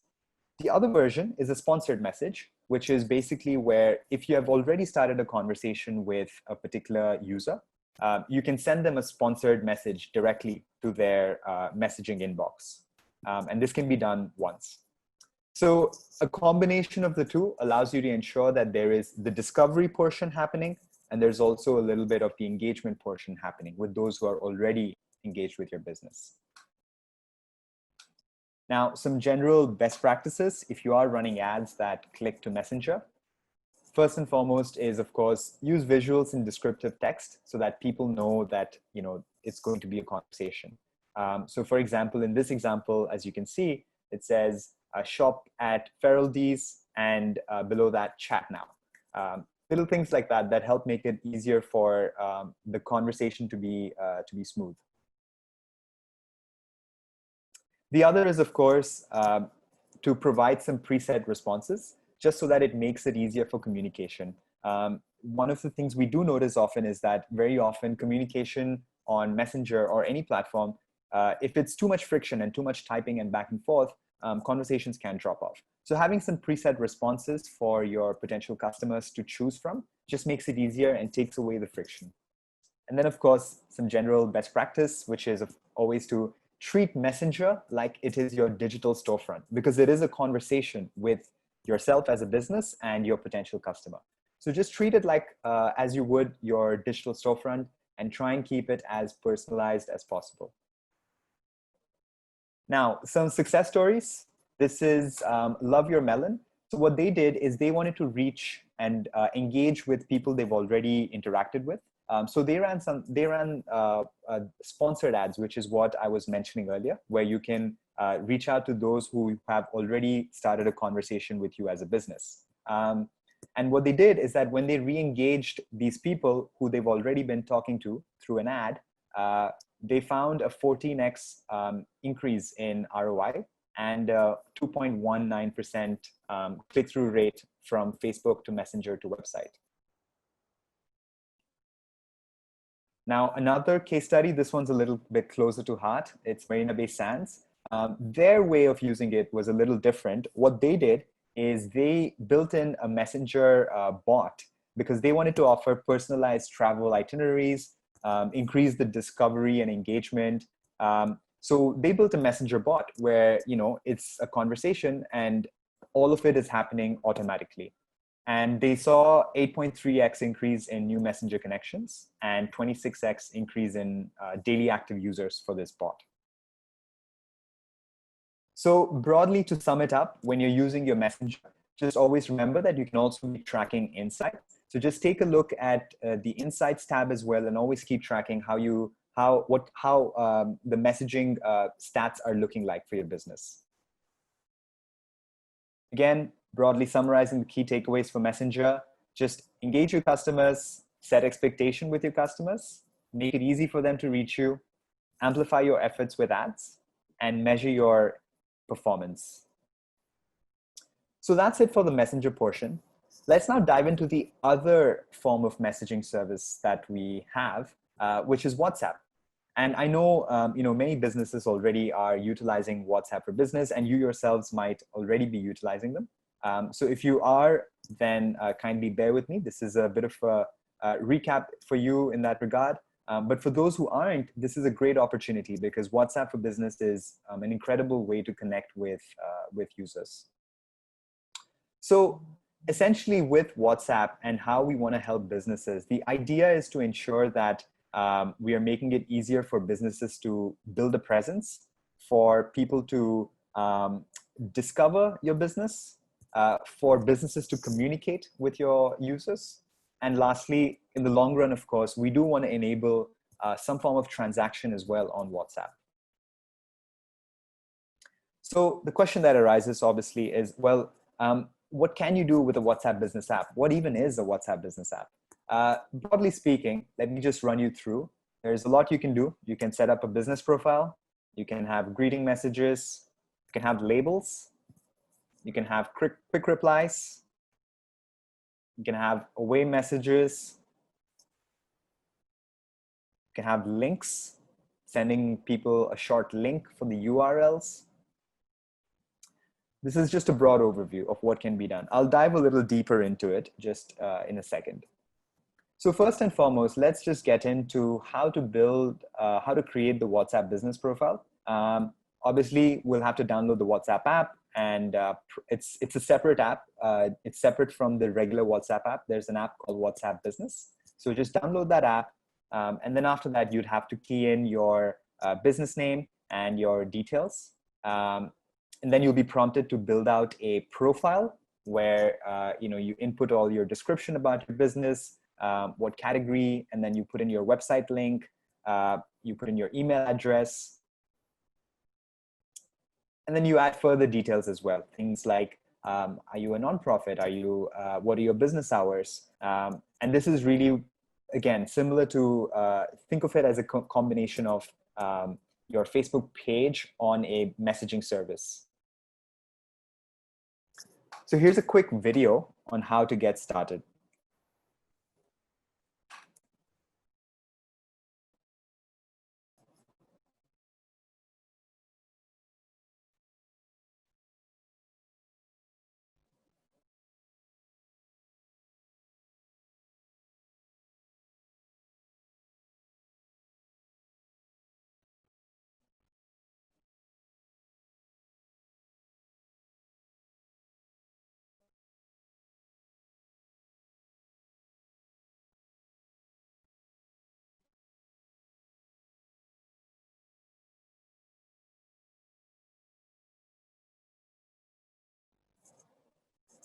Perfect.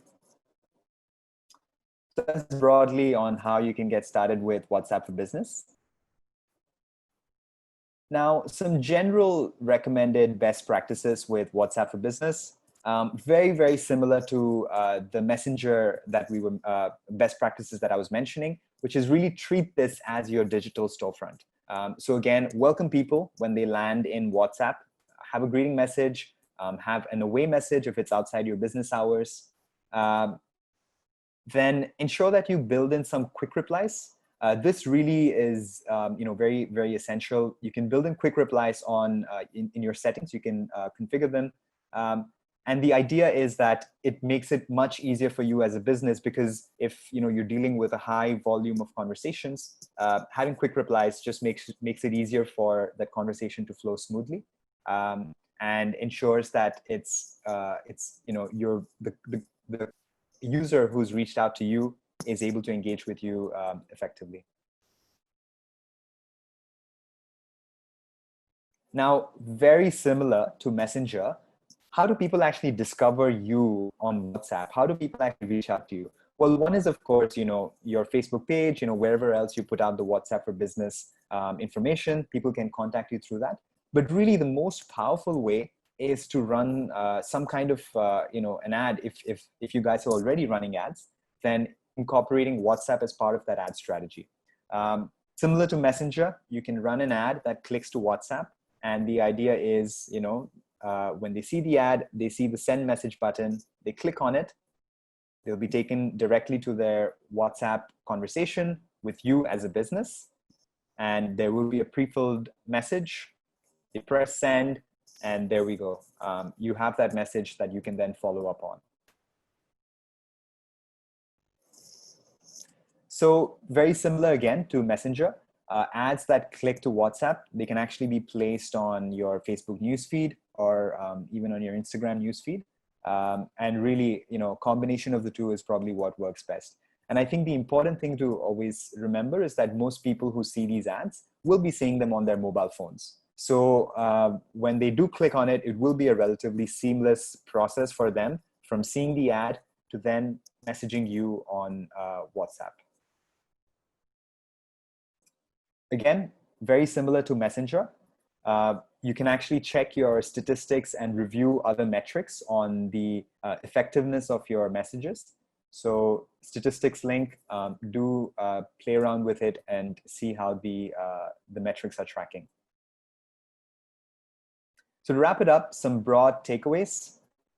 Engage with your customers on WhatsApp, set expectation, make it easy for them to reach you, amplify your efforts with ads, and again, measure your engagement and ad performance. And just remember that WhatsApp and Messenger are really both digital storefronts. So with that, I will pass it back to Celine. Thank you so much, Sai. So today I will wrap up like this webinar that we have this entire morning. Thank you for your attention.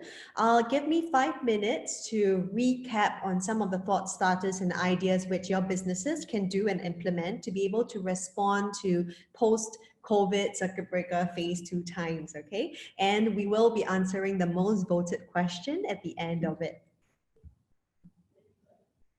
So very quickly, I think it's important that you can leverage our Facebook family of apps to let your potential consumers know what's really happening at the local store, whether there's been any temporary service changes or disruptions or even timing to your business openings. Okay, and whether or not if, let's say, the store has to be closed, so on and so forth. So this is very basic. On top of that, there is also a new function that allows you to surface real-time store and service availability in ads. So if, let's say, you're already running ads, you can, for example, in this case that you see on the right hand with Jasper's Market, the ad is showing at 2:04 p.m. So they are able to state like, we are now open for pickup. So order now, come and get your product. So you can also use some of this temporary service changes as well as your store traffic objective to customize accordingly your ad. Also facilitate, I believe like our team has mentioned earlier, you can facilitate any one-on-one conversations with your call to action buttons such as call now, send message, so on and so forth. And you can also customize your delivery radius. If your store wants to only be able to target, let's say, potential customers within 5 km, you can also target accordingly.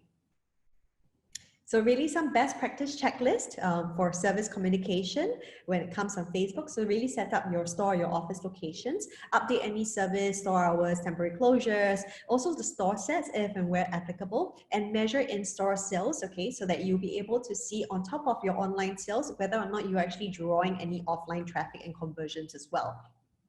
Now, in this post-circuit breaker world, where we are still wearing our masks and observing social distancing, it's important that we also reimagine in-store or in-office consumer shopper safety. So it's important that you're able to then share to your consumers if they're concerned about that kind of contact or that kind of consultation, what your business or your brand is doing to ensure top of mind safety. A recent example, if you check out Sephora in Singapore, is that they're using and creating a lot of content to show what their sales advisors are doing to ensure that everything is sanitized, so that the customer experience is a safe and healthy one. Use any videos that you're creating to communicate what actions you're doing to keep your consumers safe, and also incorporate any new services that you're doing right now post circuit breaker for your business. Now, also imagine or reimagine contactless buying. Gone are the days where you would want to, I would say, spend like 30 minutes into a store, trying testers, picking up a shoe to try and all that, and increasing your chances of getting a virus or getting sick by touching. So with that in mind for our consumers, an idea that you could explore for your business is to promote any pickup choices. So like the consumers can actually buy online and then just spend 1 minute in the store to just pick up their product. So, with this example, you can actually reach your consumers also using custom audiences and optimize any omni-channel or online, offline performance that you have. Reimagine print. I would say, before circuit breaker, maybe we were more used to getting like hard copy leaflets, coupons that are in paper form or cut out from newspaper and all that. But I think with the whole COVID situation happening, the only thing that consumers want to touch is their mobile phones. Personally, even when I take the MRT, I'm afraid to kind of touch the lift button, and I use my EasyLink card to kind of press it at the corner. So with that in mind and understanding your consumer behavior, like one area that you can do is to explore any circulars, catalogs, flyers, promotion catalogs, coupons online. Not only are you helping to save the earth and being hygienic at the same time, you can reduce your cost as well, because you'll be able to replace or edit even some of your copy or some of your creatives of this online campaign anytime as well. So reduce your cost, reduce your lead time for you to take it out to reach your consumers. You can also personalize any of your marketing messages to reach your specific audience. And of course, you can drive traffic to your stores or to your offices for your consumers with regards to local inventory and pricing that's available. Now, when the consumers actually step into the store, we also invite you to reimagine the store experience. There is a huge demand and excitement about how you can leverage technology right now without the consumers physically picking up something to try and touch and feel, put on their face, so on and so forth. One way that some brands or companies have done is to leverage augmented reality with these examples that you see on the right here, where with Ray-Ban, they're able to so-called try on one of their sunglasses, without physically actually doing it. Some of the makeup companies and cosmetic companies have also been able to leverage it for makeup with augmented reality ads as well. Earlier, the examples that we gave when you want to book appointments or consultations for your business, for your sales teams, so on and so forth, that is also an option here. Also, to kind of open up an opportunity for potential customers to talk to your employees via Messenger or even through the live streaming example that we gave at the start of the presentation. So really seamlessly flow from, letting your consumers discover about your brand, your company, and your products, all the way to your one-on-one connection. This, I think, in a sense, kind of encapsulates and summarizes what our Facebook team has presented from the very start of the seminar to today. These are some of the examples or recaps on like what we presented on like WhatsApp business app, or even like the unified box that we mentioned to help you seamlessly be more efficient in your business day to day. And of course, can we leverage messaging to enable purchase? The answer is yes. Ultimately, as a business, we want to ensure that our cash flow is positive, right? So really the key objective is how can we drive sales transactions at the end of the day. And one way to ensure that is this example that's being shown on the right here, is that you want to create a seamless experience for your consumer to go from discovery all the way to your end purchase. All right, and I saw like some of the questions that we had today where you were like asking, if my teams or myself, I want to learn a lot more, is there any free course? Yes, we have that for you. You just go to facebook.com/blueprint, and here we have a lot of courses that allow you and your teams to build the skills that you need to grow your business on our Facebook family of apps. And with today, before we kind of close the webinar to answer the most voted questions, please rest assured, we want to thank you for all your participation. Huge number of questions. We're very excited by that. What will happen is that Chris and team will be consolidating your questions for us to answer, and it will be sent out to you, I would say, in the next few working days. Also, a huge shout out is that there is an official account management where Facebook team does partner with businesses. So if you would like to be contacted by Facebook, please indicate as well in the post Zoom survey after this. Great. Okay, thank you. Now, Chris, please take it away. Sure. Thank you, Celine and team. Thank you, Janelle, Amit, and Sai. Thank you for the insightful sharing. I think this is the most comprehensive webinar we have on the Facebook family of apps. So I think thanks for staying back, agreeing to stay back until about 12 p.m. We try to close off everything by 12. So before we go to the most voted question, right? I think just something that I want to check over here is that with the Facebook, going into Facebook shops and stuff, right? So we can see that effectively Facebook is actually trying to be the omnipresence for SMEs, in their web presence. So for people who are actually thinking, let's say, hey, should I still set up my own website, or should I actually just do everything on Facebook? What is your thoughts on that? Anyone would like to take the question? Maybe I'll answer first, and the rest of my teammates can jump in for the second question. Fantastic question, Chris. And if anything, I think you encapsulated really well where Facebook strives to be the, I would say the one all to help. And you realize that a lot of our services, or the basic ones, are free, where it will really help SMEs and all, because before you really start, you don't want to incur such a large cost, right? So as and when Facebook Shops is rolled out, like as Amit had presented earlier, I think we're maybe targeting August for certain businesses, so on and so forth after. That would then represent a great opportunity for businesses that are selling physical goods to get onto there, to be able to reach your end consumer and, I would say, complete the commerce transaction. So an all-in-one, from discovery, advertising, all the way to transactions.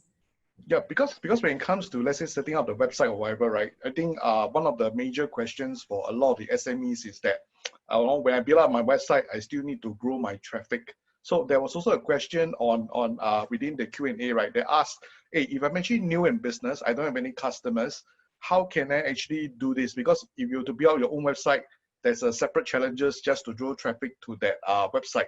But let's say on Facebook, I know that there's actually an aggregated audience. So I understand there's an advertising model, right? Is there any other way from sharing to my friends and using advertising? Is there any other ways, like, in the general website terms, there's this thing called SEO and stuff. So for Facebook site, is there something like that? I can probably give this a go, and my team can chime in. Sure. Yeah, exactly as you said, Chris. With websites, there is SEO and all of that. Now, how Facebook sort of positions itself in order to drive traffic to website is largely through the paid channels that you mentioned, which is through the ads. And what we do have is we do strongly encourage businesses to run some ads that take people to the website, in the sense that you run an ad and it's such that when someone clicks on that ad, it takes them directly to that to their the business website itself. And there are slightly more complex features that are available, which is, on the website, you can implement a small piece of code that allows you to build audiences, to say, okay, these are the people who visited our website. We've had 5,000 people who've checked out this product, 3,000 of them purchased, and you can build these audiences that you can then use again in advertising. That's on the advertising side.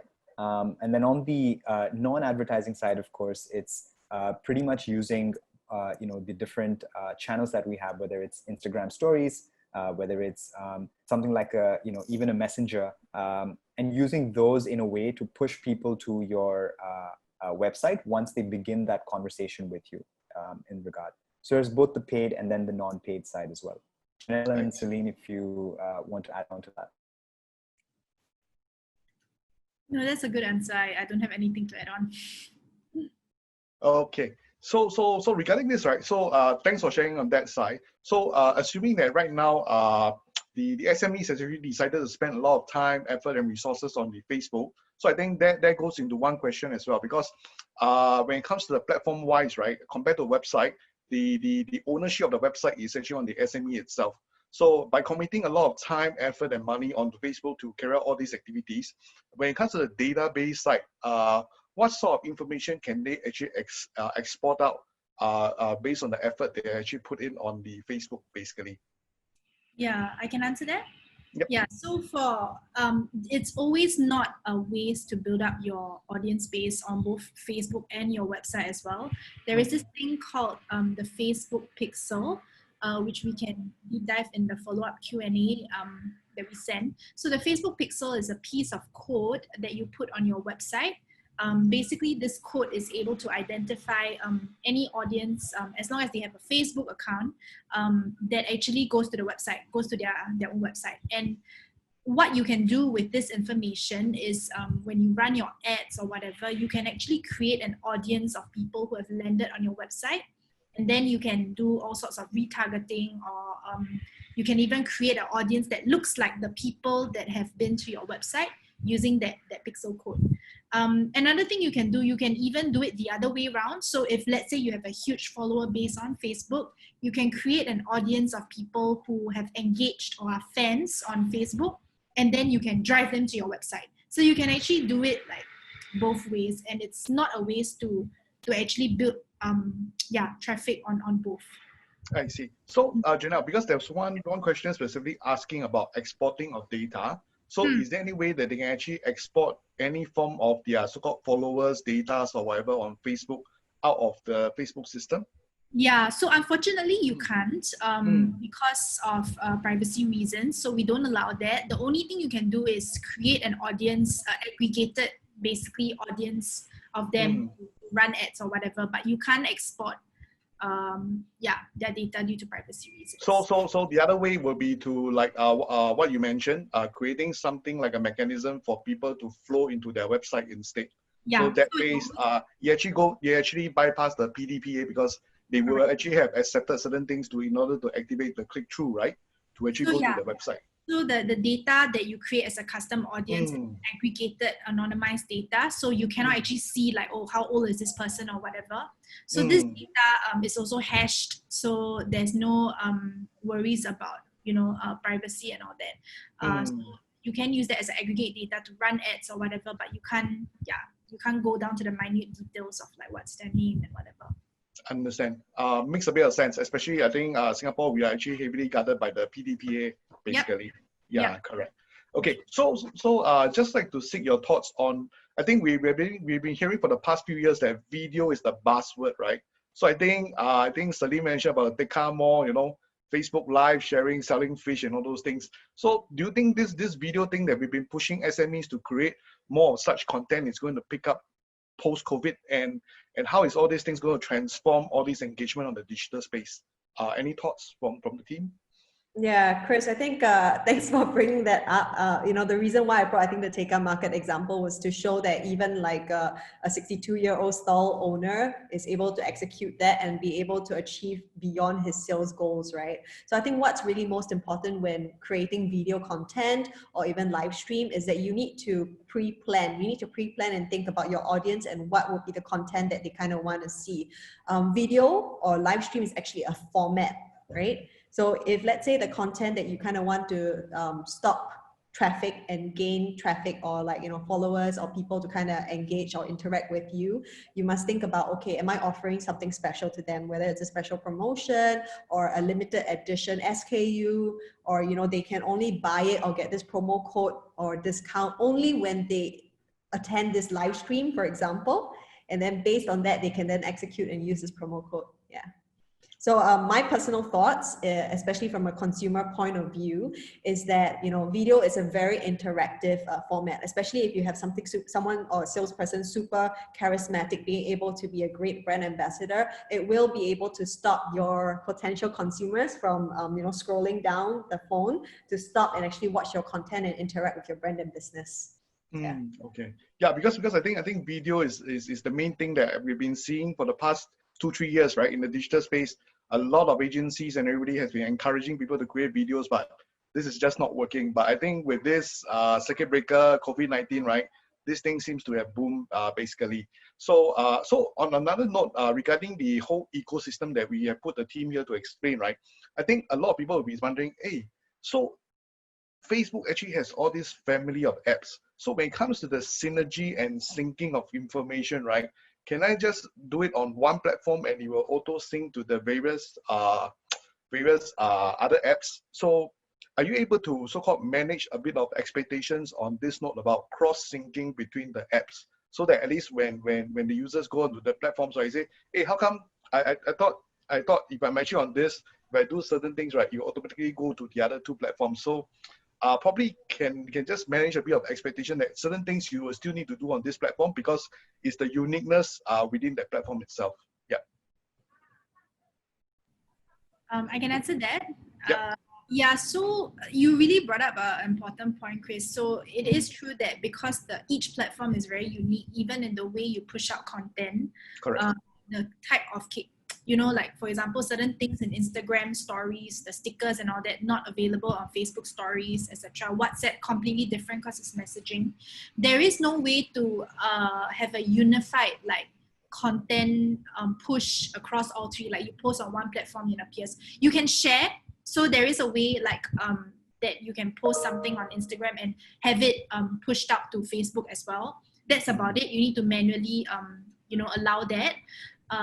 But otherwise, we also recommend you to have a bit of a more tailored approach for each platform. However, for ads, on the other hand, is a bit different because you can usually push a single ad across all platforms. So organic strategy wise, it might be a bit separate, but for ads, it will be a bit more unified in the way you can run it. Yeah. So which means if I have to run an ad, I can actually say that I can actually run the ad on Facebook, Instagram, and Messenger, basically, Yes. and probably WhatsApp for business. But then, will the call to action be the same, or you actually be different for the individual platforms actually? It could be the same.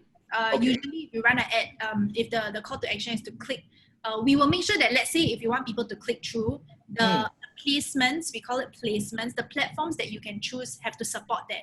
Okay. So there will be an option when you create an ad where you can choose the placements. So if let's say you want to click through, we will show you that, actually you can do click through on Facebook feed, Instagram feed, stories and all that, but not on WhatsApp, for example. Okay.